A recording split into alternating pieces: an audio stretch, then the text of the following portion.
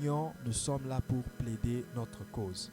Alors, pour comprendre ce que je dis, il y a beaucoup de textes qui mentionnent déjà Dieu comme le juste juge, mais on n'a pas assez de temps pour que je les donne tous ce que je viens d'énumérer. Prenons plutôt le texte de Ésaïe chapitre 41, verset 21. Ésaïe 41, verset 21. Ésaïe 41, verset 21, la Bible dit « Plaidez votre cause, dit l'Éternel. » C'est Dieu qui est en train de parler. Il parle à qui? Je vais vous le dire tantôt à qui est-ce que Dieu s'adressait. Mais il dit « Plaidez votre cause. Produisez vos moyens de défense, dit le roi de gloire. » Plaidez votre cause, produisez vos moyens de défense. C'est-à-dire, ça montre déjà qu'il y a quelqu'un qui plaide la cause, un plaignant, qui doit argumenter, qui doit produire les moyens pour se défendre devant le juge ou au tribunal. Ça montre que quand nous sommes devant Dieu, nous sommes aussi en train de plaider nos causes, nous sommes des plaignants. Devant Dieu, cette conversation, ce moment de prière est aussi une plaidoirie, c'est un tribunal. Mais dans ce texte, Dieu ne parle pas à ses enfants, il parle plutôt au faux Dieu. Donc si vous lisez tout au début, vous comprendrez que Dieu était en train de s'adresser au faux Dieu, que parfois des gens qui n'avaient pas la révélation étaient en train de suivre. Parfois les enfants d'Israël étaient séduits de suivre des idoles, les faux dieux. Et Dieu s'adressait à ces faux dieux-là de produire leurs arguments. Mais dans le livre de Ésaïe, chapitre 43, le verset 26, là maintenant Dieu parle à ses enfants.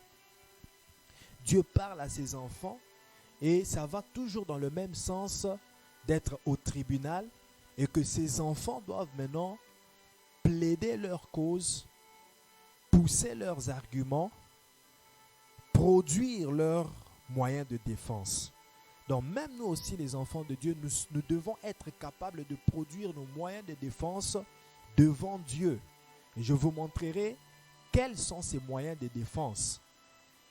Et que faire lorsque, quand tu te rends compte que je n'ai plus de moyens de défense ou je ne sais plus comment m'exprimer, il y a des gens qui peuvent t'aider. Il y a déjà Jésus-Christ l'avocat qui comprend très bien les moyens de défense, qui comprend très bien les articles qui constituent notre législation, notre constitution spirituelle, la Bible. Jésus connaît ça très bien et il peut plaider pour nous, c'est-à-dire expliquer mieux à Dieu ce que nous ne pourrons pas expliquer. Il y a le Saint-Esprit aussi qui nous aide dans notre faiblesse et qui joue le rôle d'intercesseur. Mais cela ne nous empêche pas d'être d'abord capables par nous-mêmes de nous exprimer parce que Dieu veut cela. Écoute, Ésaïe 43, verset 26. C'est Dieu qui parle et ça prouve que Dieu veut quand nous lui parlons, quand nous plaidons, quand nous poussons nos arguments, quand nous lui rappelons ce qu'il nous avait promis.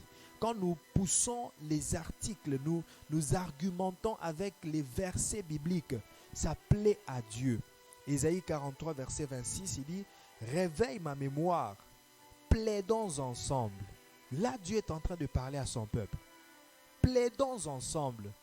Donc, le verbe plaider revient pour dire que le moment passé dans la présence de Dieu, quand nous nous adressons à lui, peut aussi être une plaidoirie. Si ce n'est pas une conversation, si ce n'est pas un moment de communion, ça peut être une plaidoirie où je suis en train de plaider avec Dieu, où je suis en train d'argumenter pour que Dieu traite mon cas. Et c'est ça ce que nous allons faire ce soir.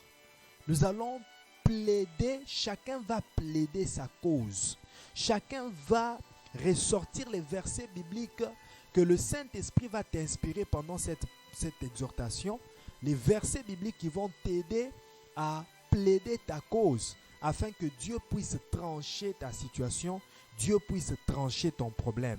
Il continue pour dire, parle toi-même pour te justifier. C'est bien d'attendre que Jésus, l'avocat, parle pour toi.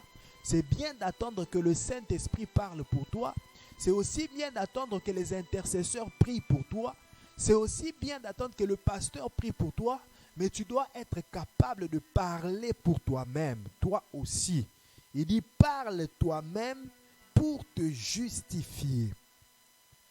Parle toi-même pour te justifier. Voilà, bien-aimé.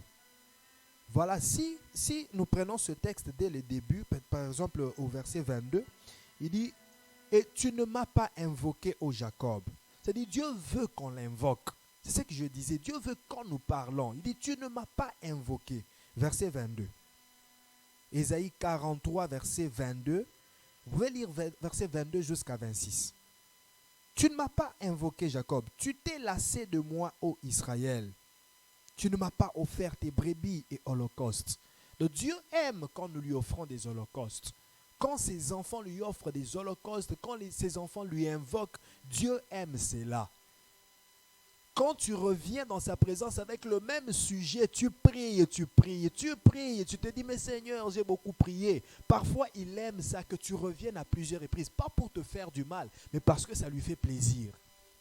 Il aime, en fait, ça lui fait plaisir. Pourquoi? Parce qu'il aime nous revoir dans sa présence. Il aime nous voir parler avec lui. Voilà pourquoi parfois, lorsque tu manques des temps d'adoration avec Dieu, Dieu te donnera des temps d'intercession. Lorsque tu manques des sujets d'adoration pour Dieu, Dieu provoquera des situations qui t'amèneront dans l'intercession.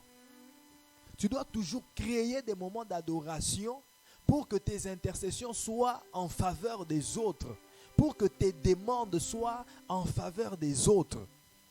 Je ne sais pas si quelqu'un comprend. Si tu n'offres pas à Dieu le moment d'adoration, tu risques d'être amené dans des intercessions que tu n'avais pas prévues, dans des demandes que tu n'avais pas prévues. Tu commences à pleurer, tu commences à demander des choses que tu n'aurais pas dû manquer. Mais tu les manques parce que tu as fait manquer à Dieu l'adoration. Si tu donnes à Dieu son adoration, il te donnera ce que tu ne dois pas manquer. Mais si tu fais manquer à Dieu l'adoration, tu risques de manquer ce que tu ne mérites pas de manquer. Alors, lorsque nous nous adressons à Dieu, afin que Dieu en tant que juge, il puisse traiter notre problème, il puisse trancher notre situation. Là d'ailleurs, j'aimerais qu'on lise pour qu'on comprenne encore que Dieu vraiment est le juste juge. Lisons Luc chapitre 18.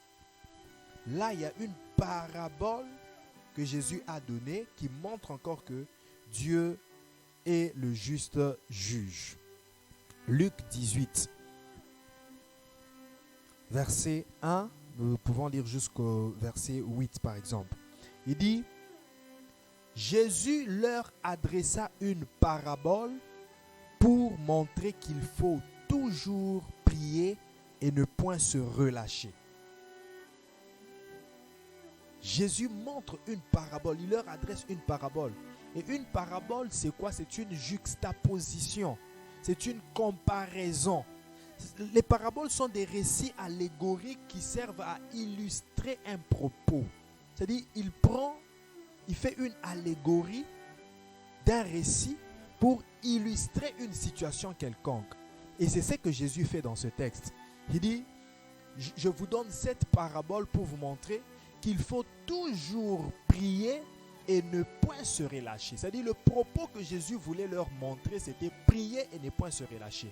Mais il montre à partir d'une comparaison, d'un exemple. Et c'est quoi l'exemple? Il dit, il y avait dans une ville un juge qui ne craignait point Dieu et qui n'avait d'égard pour personne. Il y avait aussi dans cette ville une veuve qui venait lui dire, fais-moi justice de ma partie adverse. C'est-à-dire, cette veuve-là était confrontée à une partie adverse, à des gens qui l'accusaient, à des gens qui se disputaient certains avantages, avec cette veuve. Mais cette veuve-là sentait qu'elle était... comment je pourrais dire ça?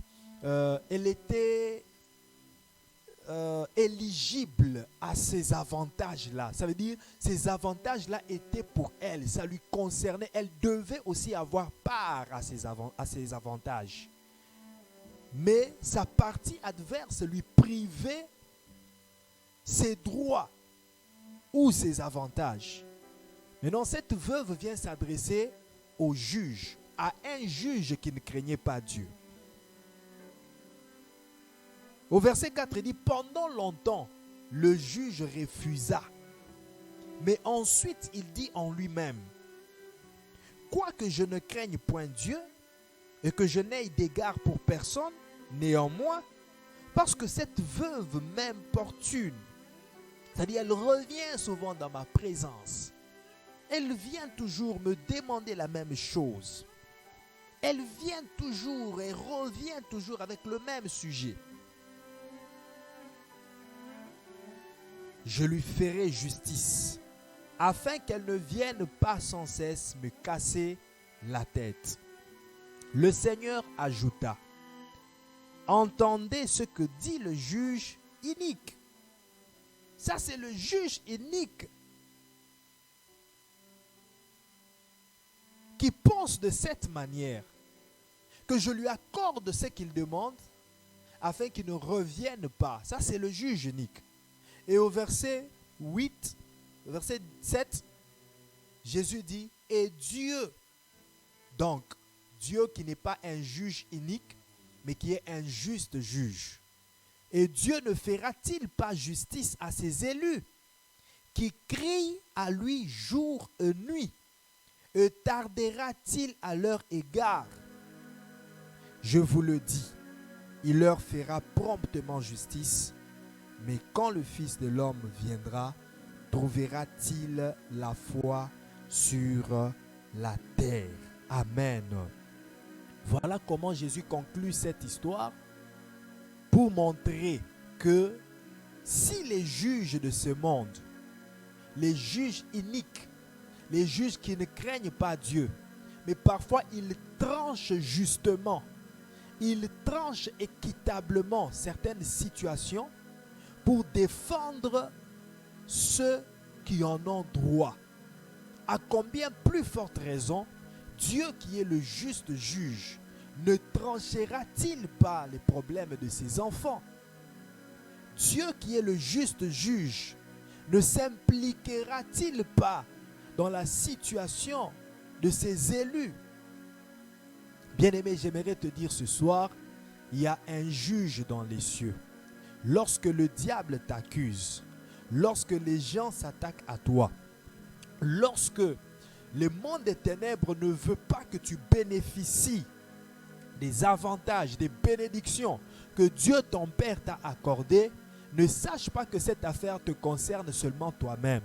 Lorsque tu es en train de chercher l'emploi ça et là, tu as prié, tu as étudié, tu as tout fait, mais il y a un blocage quelque part. Ce sont les agents du monde des ténèbres qui bloquent. Ne crois pas que tu es seul dans cette situation. La chose que tu peux faire, c'est amener ta situation devant le juge, le juste juge, afin qu'il tranche ta situation. Parce que lorsque il va analyser ton problème et il va voir que tu n'es pas coupable, tu n'as aucun mal, tu n'as fait aucun mal.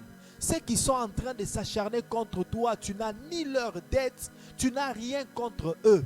Et s'il y avait même des dettes, ils n'ont pas demandé à l'amiable, ils sont venus spirituellement pour t'attaquer. Je te rassure, bien-aimé, que Dieu s'élèvera pour ta situation. Je te rassure que Dieu, le juste juge, il s'élèvera pour trancher ta situation. Il se lèvera pour trancher ta situation.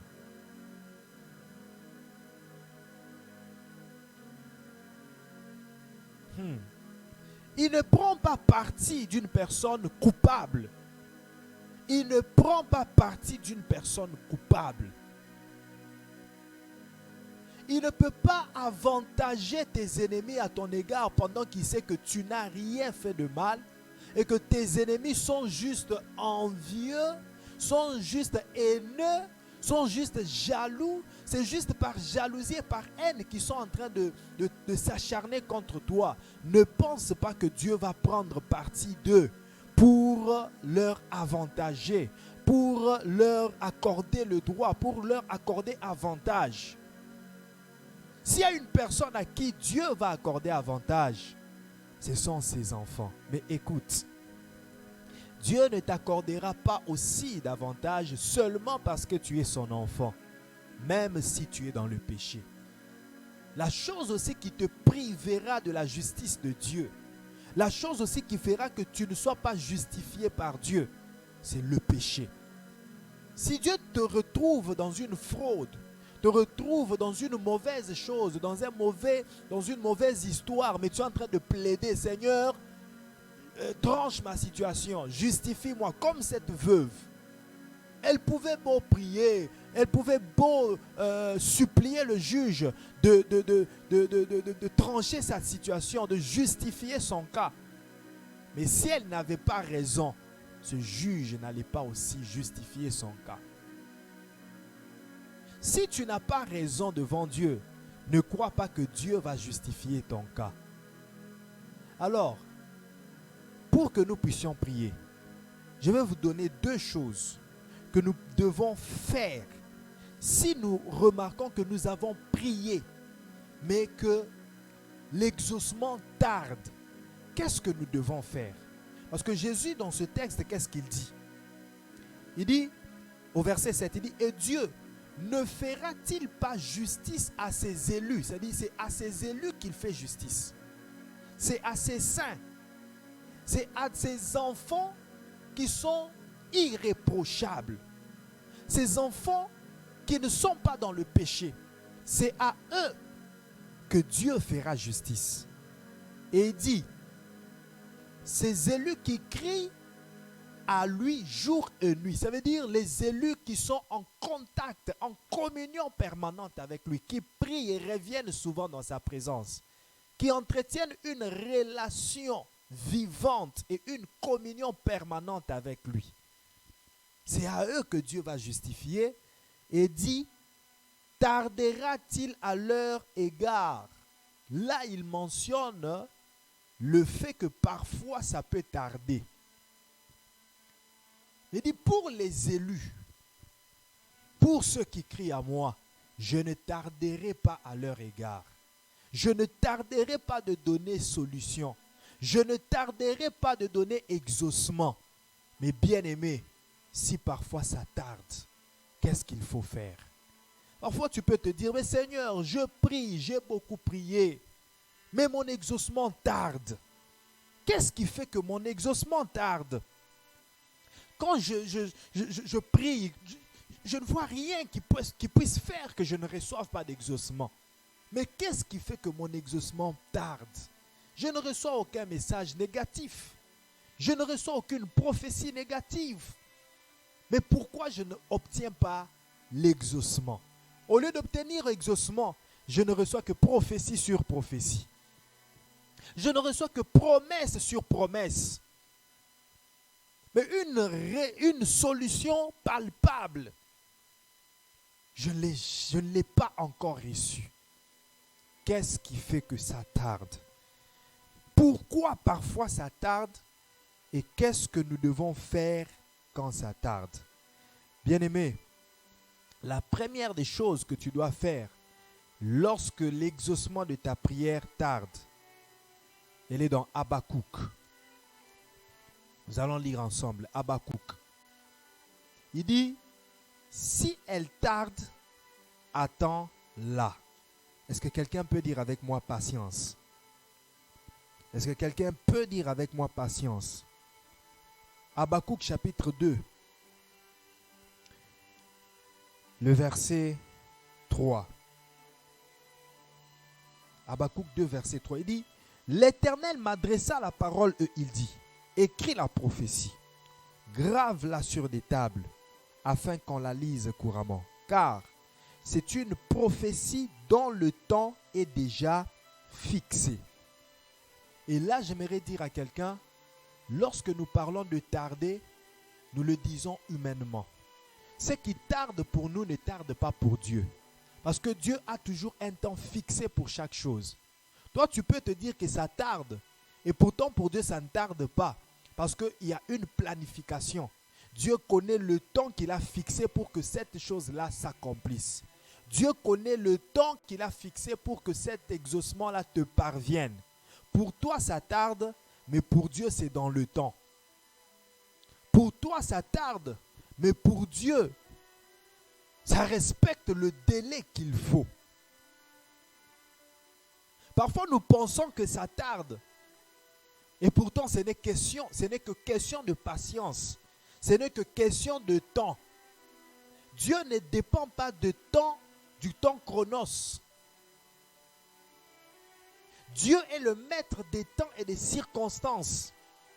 Dieu crée des moments.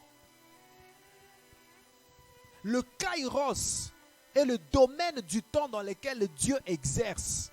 Le moment favorable pour toute chose.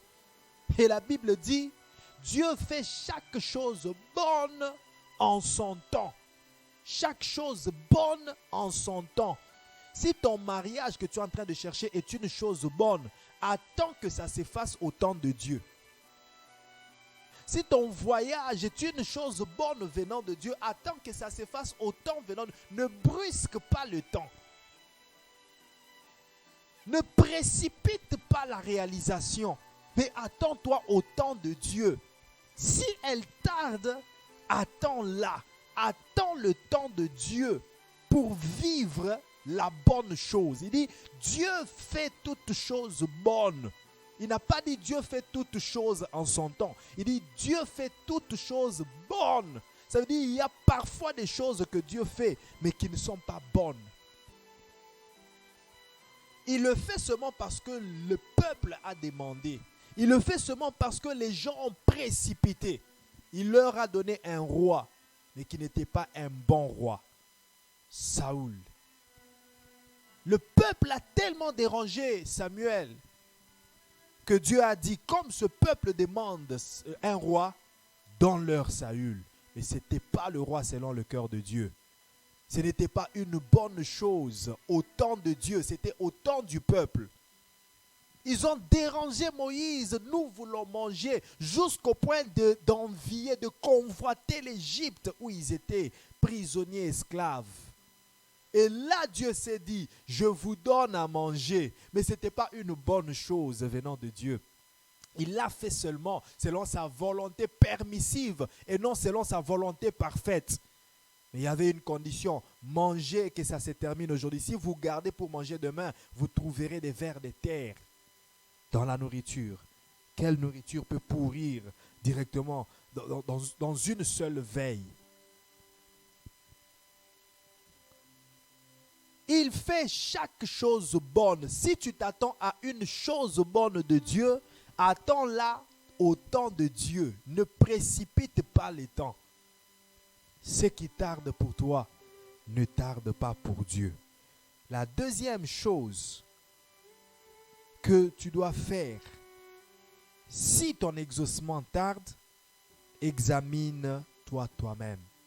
Fais une introspection. Ne serait-ce pas peut-être un péché quelconque que tu as entretenu, mais dans ton inconscience, tu ne te rends pas compte que tu es dans la vie du péché? Ne serait-ce pas une porte que tu as ouverte qui a occasionné une certaine chose? Ne serait-ce pas une certaine mauvaise habitude que tu as entretenue? Mais comme tu t'estimes toujours être parfait, tu t'estimes toujours être saint, tu oublies que tu dois checker si tu es déjà tombé. Même Paul le dit, que celui qui est debout fasse attention, de peur d'être déjà tombé, mais qui ne se rend pas compte qu'il est déjà tombé. Bien-aimé, Dieu s'est présenté un jour à Abraham pour lui dire, Abraham, marche devant ma face et sois intègre. Je crois que c'est dans Genèse chapitre 17, verset 1er. Marche devant sinon Genèse chapitre 15, verset 1er. marche devant ma face et sois intègre. Mais le Abraham à qui Dieu disait marche devant ma face et sois intègre, c'est une personne qui marchait déjà devant la face de Dieu. Il a commencé avec Dieu depuis Genèse 12. Il marchait avec Dieu, il s'est sanctifié. Mais là, Dieu lui dit, marche devant ma face et sois intègre. Ça veut dire, Abraham, tu es déjà habitué à cette phase de sainteté. Je te veux à une autre phase. Il y a certaines choses dont tu t'es habitué, tu crois que c'est bon.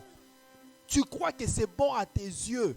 Mais je te veux à une autre dimension, que tu abandonnes ces genres d'habitudes, que toi, tu croyais que c'était bon. Je te les avais concédés avant. Je t'avais laissé dans cet état avant parce que ce n'était pas encore nécessaire. Mais au niveau où tu es arrivé, Abraham, tu ne peux pas continuer à faire ces genres de choses. À la dimension où nous sommes maintenant avec toi, au niveau où nous avons progressé dans notre alliance, Abraham, tu ne peux pas continuer à faire ces choses. Abandonne ces choses, marche devant ma face et sois intègre. Lorsque parfois ça tarde, tu dois analyser ta vie pour voir qu'est-ce que je dois abandonner. Qu'est-ce que Dieu peut être en train de me reprocher? Il dit à l'église d'Éphèse, je connais ton amour. Je connais ton premier amour. Je connais ta fidélité. Je connais tout. Mais ce que j'ai contre toi. Je dis, malgré tout ce que je connais de toi, tes qualités, que tu es déjà enfant de Dieu, tu as abandonné beaucoup de choses. Tu t'es sanctifié, tu t'es consacré. Tout ça, je sais. Mais ce que j'ai contre toi, bien-aimé, qu'est-ce que Dieu pourrait avoir contre toi? Ces genres de choses, souvent, ça bloque aussi l'exaucement de la prière. Ésaïe 59, verset 1er. Ça bloque aussi l'exaucement de la prière. Ces genres de choses, lorsque tu entretiens ces genres de choses, que tu ne fais pas l'introspection pour l'abandonner. Un péché dans lequel tu vis, tu ne fais pas l'introspection pour te rendre compte que c'est que je fais. Calomnier, ça devient comme une seconde nature, mais c'est un péché que je dois abandonner. C'est vrai, je me sanctifie, je ne marche pas dans l'impudicité, je ne marche pas dans l'ivrognerie, je ne fais pas ceci, mais au moins, je calomnie. Dieu t'acclamera pour tout, mais c'est que j'ai contre toi. Parfois quand ça tarde, parfois quand l'exaucement ne vient pas, parfois quand tu t'attends à la bénédiction, sache qu'il y a peut-être un c'est que j'ai contre toi. Si ce n'est pas le temps de Dieu, il y a un c'est que j'ai contre toi. Dieu est un juste juge. Ne pense pas que parce que tu es son enfant, alors comme je suis son enfant, il va juste juger, trancher mon problème parce que je suis son enfant. Il va, même pour ses enfants, il tranche avec justice. Même pour ses enfants, il tranche dans l'équité et dans la droiture. Si toi, son enfant, tu as fait du mal, Dieu ne te favorisera pas parce que tu es son enfant. Il te donnera ton sort par rapport au mal que tu as fait. La sentence et la décision de Dieu sera équitable, droite et juste, quoi que tu sois son enfant. Voilà pourquoi nous, les enfants de Dieu, nous devons mériter la justice que Dieu nous accorde. Et nous devons la mériter comment? C'est en nous focalisant sur ce que Dieu nous dit pour marcher fidèlement selon la voie qu'il nous prescrit. Oui, bien-aimés, nous allons prier. Nous allons prier. Et ce soir, j'ai voulu vous montrer par ce petit discours que la prière est une plaidoirie. Et j'ai voulu vous montrer aussi les deux choses que nous pouvons faire si ça tarde, si l'exaucement tarde. Il faut juste être patient et il faut s'analyser dans cette patience-là, checker pour voir qu'est-ce que je peux corriger.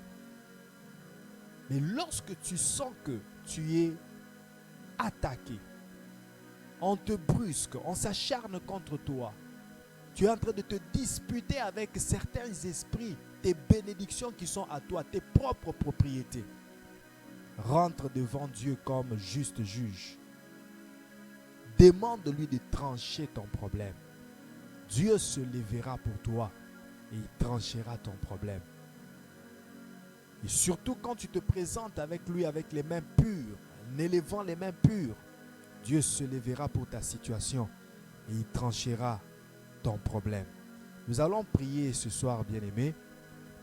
Vous allez nous excuser parce que nous avons abusé par rapport à ce que nous avions dit.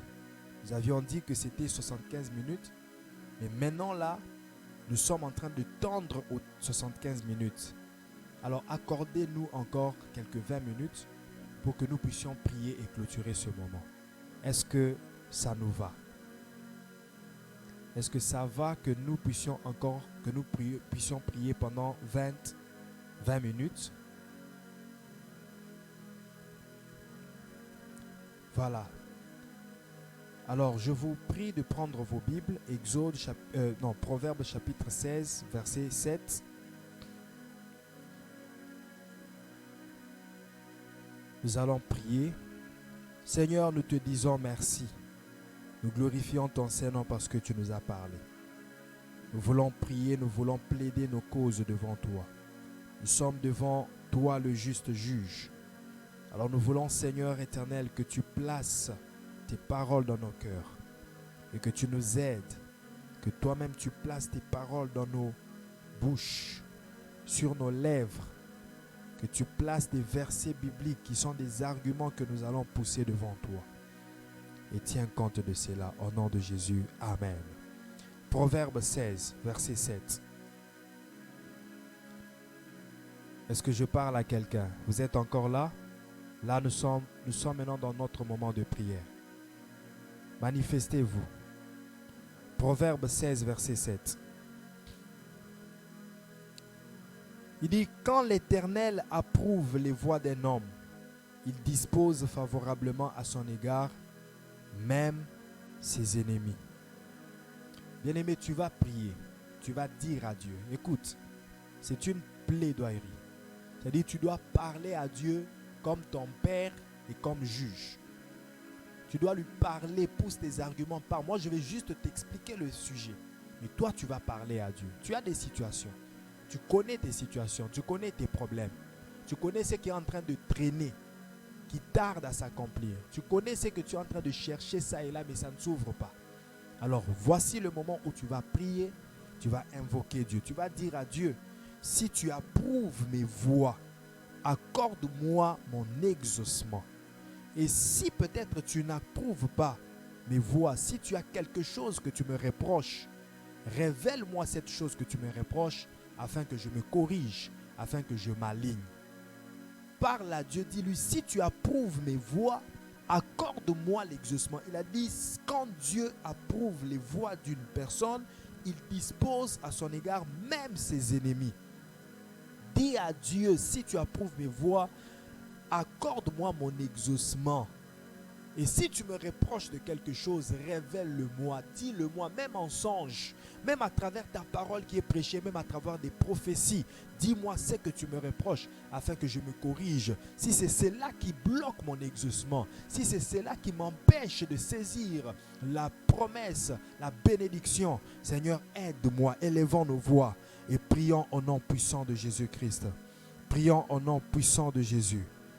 Prions au nom puissant de Jésus. Élève ta voix et prie. Élève ta voix et prie. Alléluia. Redo shende babos. Manderi babos santa bazima.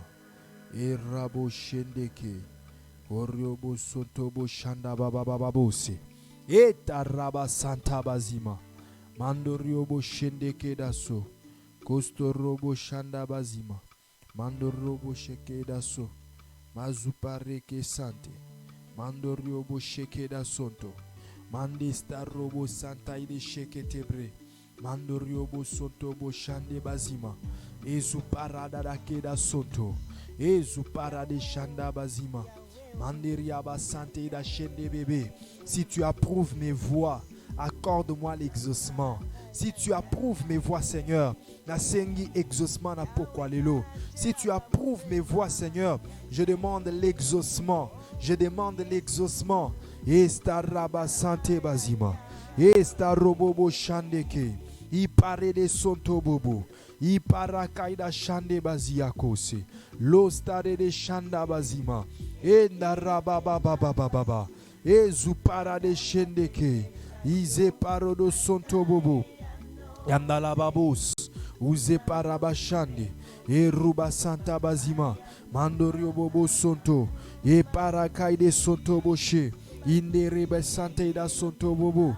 Koriaba Shande Kedaso. Uze parakaida shandebre. Inda robo Santa Bazima. Ezu parakaida she. Inde rabo Santa Bazima. Inda raba shande. Uze parakaida so. E robobo Santa Be.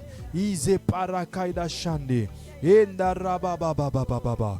Ozu parade shande kei.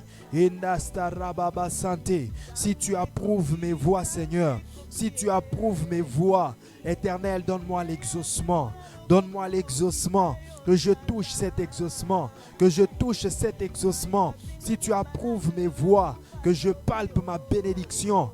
Dispose à ma faveur tout ce qui est bon pour moi. Dispose en ma faveur même mes ennemis pour qu'ils me servent. Si tu approuves mes voix, Seigneur, dispose à ma faveur. Et robo shende daso. I parade santeke. Et narababababababa. Osta robo shandeke. Uze parade santeke daso. Ozia de shandeke da sante. Indarababa sante. Uze parakaidashe. Indarabababababa.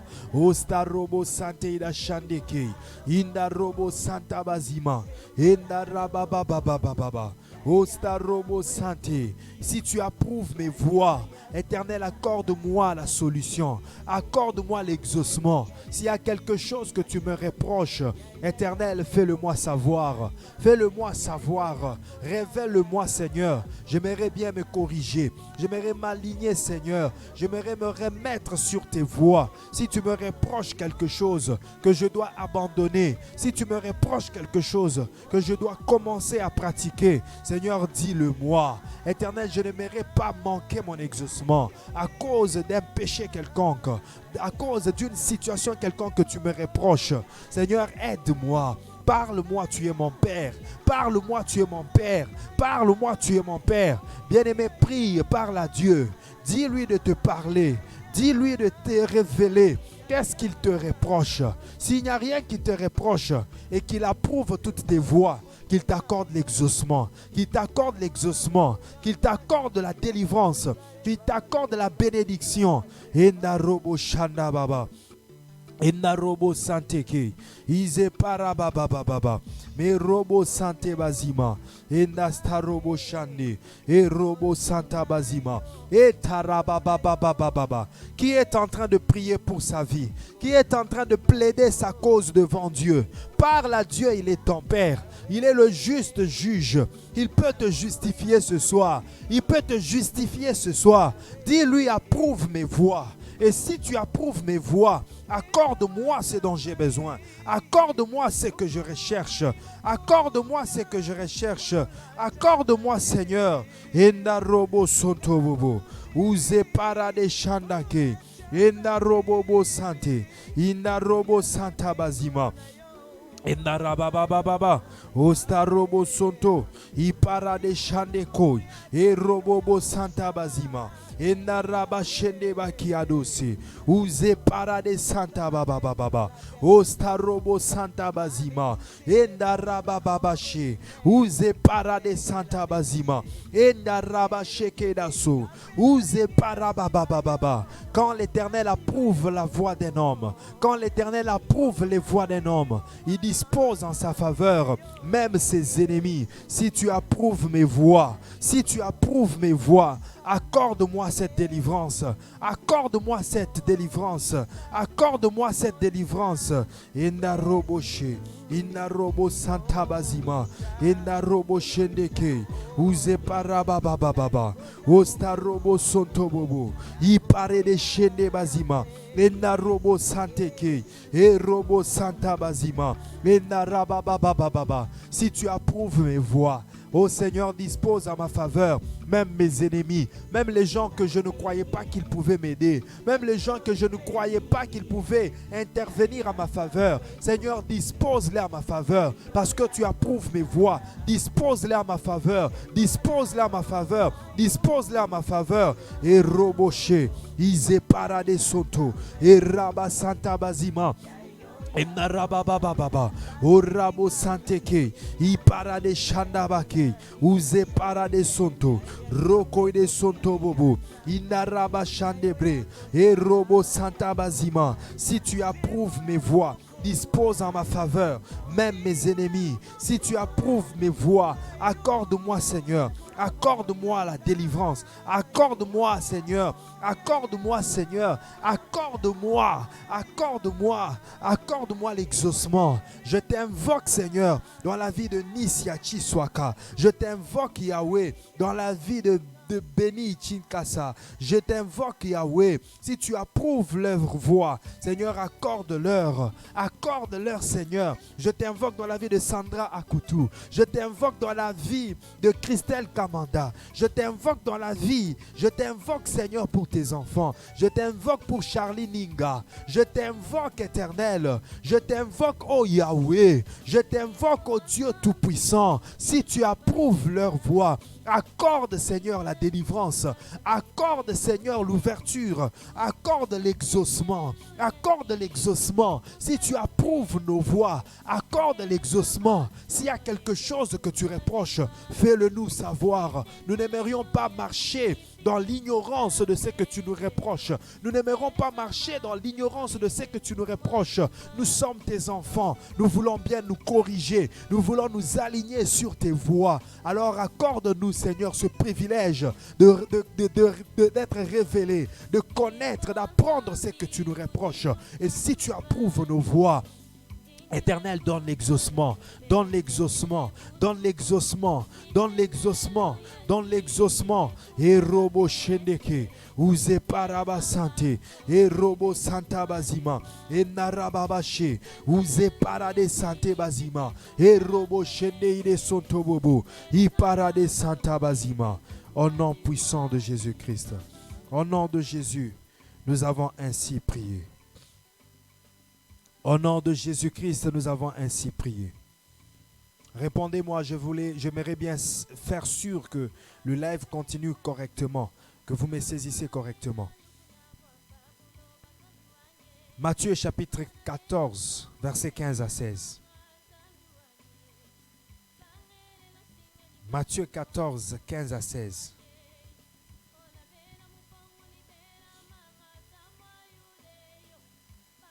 Le soir étant venu, les disciples s'approchèrent de lui et dirent, « Ce lieu est désert, et l'heure est déjà avancée. Renvoie la foule, afin qu'elle aille dans les villages pour s'acheter des vivres. » Jésus leur répondit, « Ils n'ont pas besoin de s'en aller. Donnez-leur vous-même à manger. » Voilà comment est-ce que notre Seigneur, notre juge, notre avocat, voilà comment est-ce qu'il réagit. Les disciples disent, ce lieu est désert. Cette situation est déserte. Cette situation est chaotique. Nous ne pouvons rien faire pour ce peuple. Nous ne pouvons rien faire pour ces gens. Pour les disciples, c'était une situation désertique et chaotique. Mais Jésus, en tant que juge, qu'est-ce qu'il dit? Il dit, ne les laissez pas partir. Ne les laissez pas partir. Je ne vais pas renvoyer cette foule. Je ne veux pas dire, bon, comme les gens du monde disent, je ne vois rien que je puisse faire pour toi. Ça, c'est la réponse du gens du monde. Ils disent, je ne vois rien que je puisse faire pour toi. Mais le juste juge, il voit toujours quelque chose qu'il peut faire pour toi. l'avocat auprès du Père, il voit toujours quelque chose qu'il peut faire pour toi. Les disciples ne voyaient rien qu'il pouvait faire pour le peuple. Mais Jésus voyait quelque chose qu'il pouvait faire pour ce peuple. Je suis en train de t'adresser à toi ce soir, que les gens du monde n'ont pas rien vu, n'ont rien vu qu'ils peuvent faire pour toi. Dans ta famille, les gens ont bien réfléchi, mais ils n'ont rien vu qu'ils puissent faire pour toi par rapport à ta situation. Mais ce soir, je crois que Jésus voit ce qu'il peut faire pour toi. Là où les disciples ne voyaient rien à faire, Jésus voyait quelque chose à faire. Là où les disciples ne voyaient que désert, Jésus-Christ voyait l'abondance des pains et des poissons. Il dit, ils n'ont pas besoin de s'en aller. Donnez-leur vous-même à manger. Ils n'ont pas besoin de s'en aller. Et là, ça m'amène au texte où Pierre disait à Jésus, à qui irions-nous? À qui irions-nous? C'est toi qui as les paroles de la vie. À qui irions-nous? Oh bien-aimé, si les disciples disent à la foule de partir, mais à qui iront-ils? Si le monde te dit de partir, à qui iras-tu? Même si moi, ton pasteur, je te dis de partir, mais à qui iras-tu?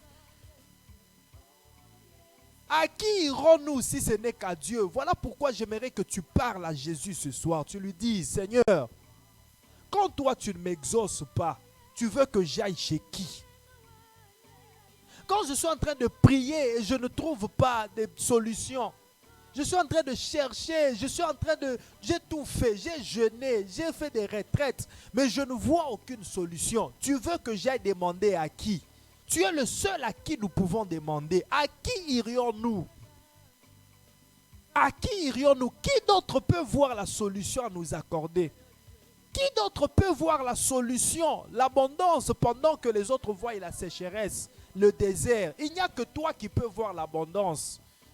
Pendant que les autres sont en train de voir le vent et la tempête les menacer, il n'y a que toi qui peux voir le silence et le calme, la paix, la délivrance. À qui irions-nous? Parle à Dieu, élève ta voix, dis à Jésus, quand tu ne m'exauces pas, tu veux que j'aille demander à qui? Tu es le seul à qui je peux demander. Quand tu n'interviens pas dans ma situation, tu veux que j'aille implorer qui? Tu veux que j'aille invoquer qui? Tu es le seul que j'ai. Tu es le seul que je peux invoquer. Tu es le seul que je peux impliquer dans ma situation. Parle à Dieu. N'oublie pas que nous sommes dans une plaidoirie. Avance tes arguments. J'ai mis des paroles dans ta bouche. Maintenant, commence à prier. Commence à parler à Dieu. Commence à parler à Dieu. Seigneur, nous n'avons nulle part où aller. À tes pieds, nous resterons. Jésus-Christ, nous n'avons nulle part où aller.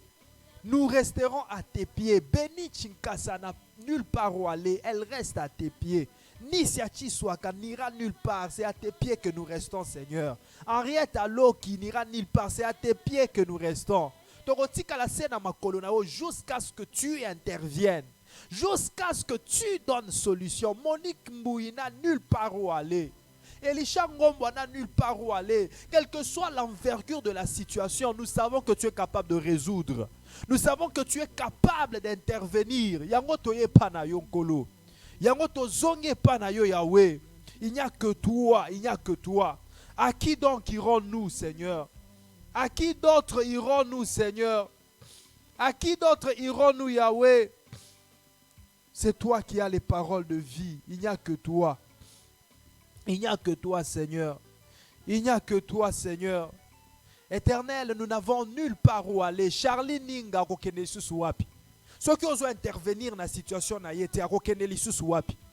Charlie Ninga kobele la lisusu nani.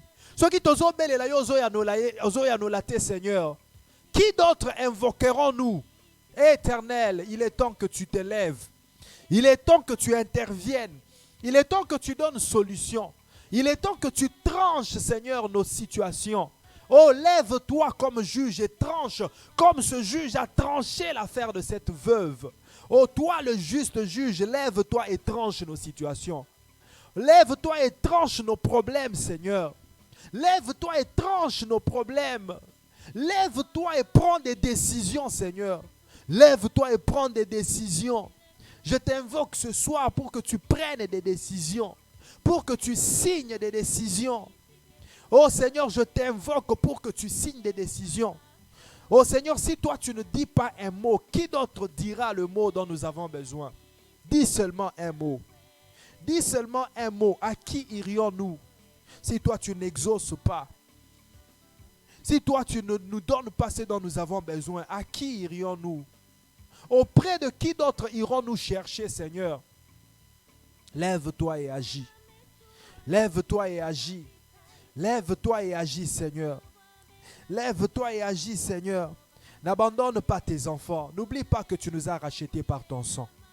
N'oublie pas, Seigneur, que tu nous as acquis avec ton sang et que nous t'appartenons. Ça fera honte, Seigneur, qu'on voie ceux qui t'appartiennent souffrir.